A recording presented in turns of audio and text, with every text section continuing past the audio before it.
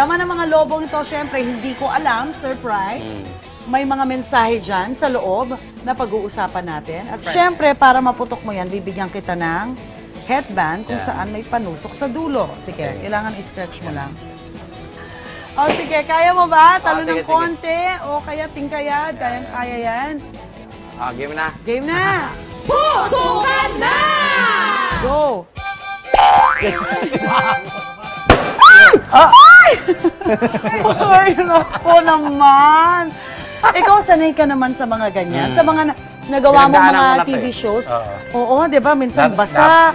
Minsan binaubo. Polvo, harina. Hindi ka ba na-offense sa amin? Hindi, para ako ma-open yung trabaho ko. Masaya ako.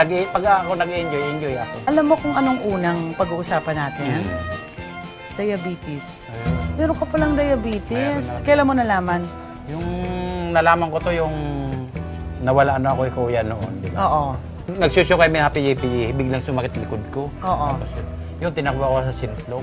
At doon mo na lamang may diabetes ka. Diabetes. Anong mga gamot na ngayon? Nag-i-insulin ka na ba? Gano'ng kataas ang blood sugar mo? Umabot na 300. Kailangan ng maintenance medicine. Kumbaga, alright, Bentong. Isa pa.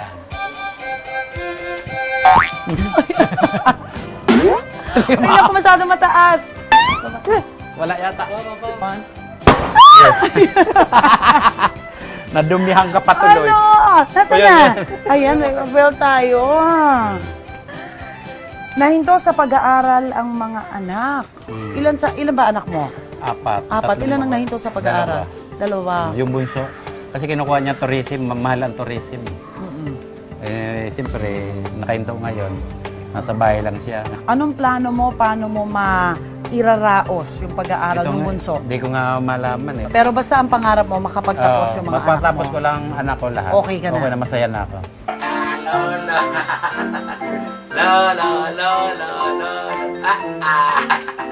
Ito po yung apo ko sa pangalawang anak kong babae. Pangalan nito, BBRG.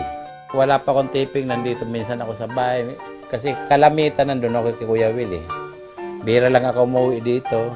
So ito, pag umuwi naman ako, ito, kinakagato ko itong apo ko. Ito, dadalhin na kita kay Lola ha. Ito na, si Lola. Lola, oh. Ito po ang aking may bahay, si Cecil. Yan, gandang babae. Cute, mapagmahal, at malambing. Wala akong masasabi, mabait ito talaga. Magtampuhan man kami, madali lang, mamaya lang wala. Kasi ang prioritize namin yung mga bata, yung kinabukasan ng mga bata. Mahal naman na yung mga anak niya. Ang pangarap nga lang namin, makatapos silang lahat. Sa pagpapatuloy ng kwentuhan namin ni Bento, mas kinilala ko pa ang kanyang pagkatao sa pamamagitan ng isang simpleng palaro. Okay, Bentong, sa harap ko ay may... Hinga. 4 na itim na kahon, no? At naglalaman niya ng mga bagay na pwedeng kinakatakutan mo. Ahas? Ay, hindi, wala naman. Huwag kang mag-alala. O Uod. pwedeng sumisimbolo. Wala din. Bakit yun ba yung mga takot ka? Siyempre, takot ako sa ahas. Lalo na yung cobra. Eh, hindi ko alam. Baka. Baka may piling.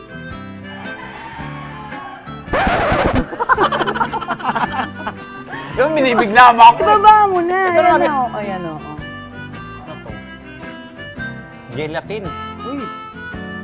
Oh, malambot. Malambot na madulas. Saan malambot ang puso mo, Bentong? Malambot ang puso ko sa pamilya. Pamilya ko. Sa mga anak ko, apo ko. Yan, lumalambot. That's nice. May... Ilarawan mo kung ano yung nahawakan mo, ha? Ako ginulat mo eh. Paano kamay? Dali.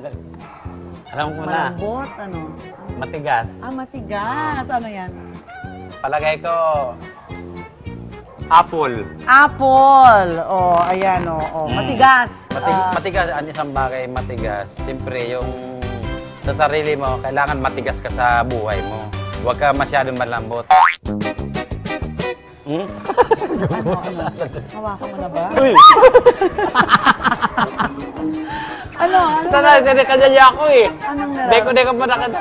Malambot eh. Malambot. Yan, malambot. Malambot. Mm. Ano, Malagkit, malambot, para may kaliskis. Isda. isda. O Ayan. tama, hito yan eh. Oo. Nagulat ako. Ikaw ba sa buhay mo, ano na, marami ng dulas, marami ng Oo, dapa? dami na. Dati, yung buhay ko na karaan, siyempre, yung kumikita pa ko kung kanyan, na, malaki pa kita ko. Minsan, nagkakasala din ako sa asawa ko. Yun nadulas. Napaliwara din ako sa pamilya ko. Nagkaroon ka ng bisyo? Oo, bisyo. Ano yung mga bisyo na yun? Inom. Ganyan ko lang, tinisting ko lang.